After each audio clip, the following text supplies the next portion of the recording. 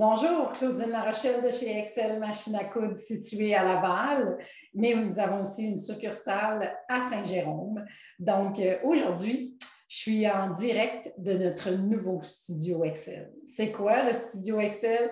C'est un studio où nous avons installé des caméras avec des prises de vue exceptionnelles qui va nous donner la chance de partager avec vous notre passion de la couture sur tous ces angles.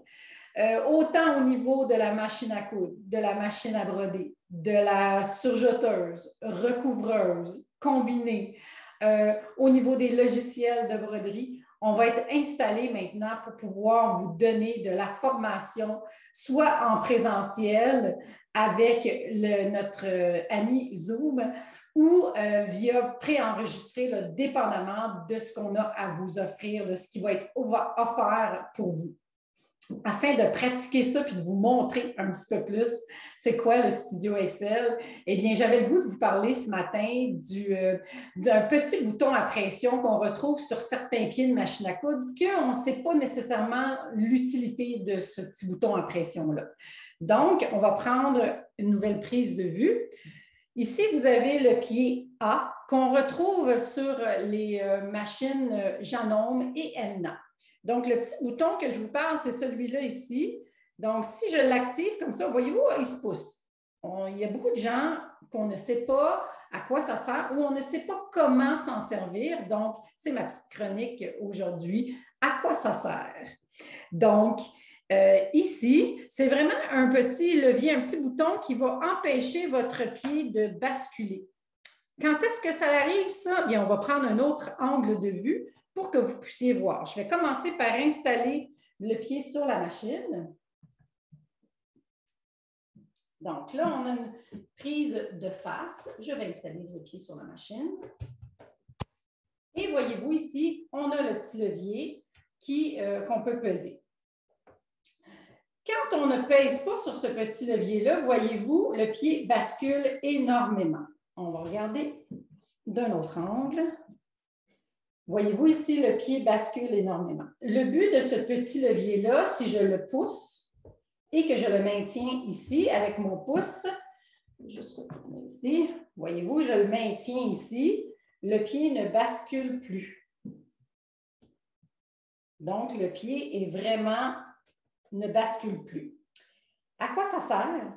C'est surtout quand vous allez arriver dans les épaisseurs. Vous voulez faire un ourlet de jeans. Vous êtes en train de faire une courte pointe, mais vous arrivez où toutes vos coutures se rencontrent. On est dans quelque chose d'un peu plus épais. Donc, quand le pied est dans cet angle-là, puis qu'on a du tissu en dessous, je vais montrer ici, je vais mettre un échantillon, et que mon tissu est en dessous, voyez-vous, mon pied est en angle. Qu'est-ce qui arrive à ce moment-là? Le mouvement des griffes va être efficace juste à l'arrière du pied. Donc, toute la partie avant de mon pied, comme je n'ai pas de pression à ce niveau-là, ne sera pas très efficace. Ce qui va faire que quand on va arriver à cet endroit-là, l'aiguille va piquer, mais le tissu ne voudra pas avancer. On va faire du surplace. C'est quoi notre réaction à ce moment-là? On va pousser, tirer sur notre tissu. Et à ce moment-là, l'aiguille va pénétrer dans le tissu et qu'est-ce qui arrive? Oh non! L'aiguille va casser. C'est dangereux pour nos yeux. On peut risquer d'abîmer le pied, on peut risquer d'abîmer la plaque et on peut risquer d'abîmer le boîtier à canettes en dessous. Donc, ça peut qu'on ait des dommages à faire réparer ou qu'on ait des problèmes avec notre machine. Le fil reste toujours coincé en dessous. Souvent, ça peut être causé par un bris d'aiguille qu'il y a eu dans votre couture, vos projets précédents. Donc, quand on arrive à cet endroit-là, ce qu'on va faire, c'est qu'on va piquer notre aiguille, on va lever notre pied et on va activer le bouton ici qui va faire que le pied ne bascule pas. On va redescendre le pied. Voyez-vous, mon pied reste à l'horizontale. J'active. Et là, mon tissu avance. Super extraordinaire. On a passé au travers. Je vais juste aller un petit peu plus loin. J'espère que le son, quand je parle et que la machine fonctionne, le son est bon. J'arrive ici. Ici, j'ai un petit peu plus épais. Je peux essayer d'activer ce petit bouton à pression-là ici, mais un autre truc, ici, la plaque élévatrice. La plaque élévatrice, c'est quoi son rôle? Bien, voyez-vous, elle va soutenir le pied en place, soit avec une épaisseur comme ceci, ou si je le tourne de côté, avec une épaisseur plus épaisse. Donc, dépendamment de ce qui s'en vient, on va placer soit l'épaisseur la plus volumineuse ou l'épaisseur la plus mince. Oups, je m'excuse, les angles, il faut que je me pratique. Donc, ici, l'épaisseur la plus mince. Donc, on va aller à la machine. Et on va... Notre aiguille doit rester piquée. On lève le pied. On place la plaque. Donc, si j'arrive, si ce qui s'en vient semble plus épais que ma plaque, bien à ce moment-là, je vais tourner ma plaque du côté plus épais. Je vais changer l'angle de vue, juste pour que vous voyez bien ici à l'avant. Ma plaque a été insérée entre l'aiguille, mais à l'avant du pied, poussée vers l'avant du pied. Quand j'active la machine, ce que ça va faire, ici, je vais changer l'angle. Ce que ça va faire ici, voyez-vous, c'est que ça va laisser mon tissu avancer, mon pied reste plat. Et voilà, le tour est joué.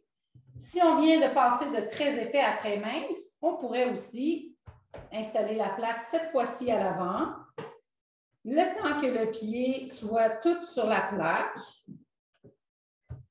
on enlève et on continue. Donc, on voit bien ici que le tissu, que les griffes ont fait leur travail sur toute la longueur du pied. Donc, c'est vraiment un petit outil, je vous dirais, sensationnel à avoir dans notre trousse de couture. Oups, je vais changer l'angle. Je reviens ici. À avoir dans notre trousse de couture. Vous allez retrouver cette petite plaque-là à la boutique. Donc, j'espère que vous avez appris quelque chose aujourd'hui. Ça m'a permis aussi d'essayer l'équipement, de voir comment ça fonctionne et surtout, j'attends vos commentaires. Sur ce, je vous souhaite une super belle journée et on se revoit bientôt en studio.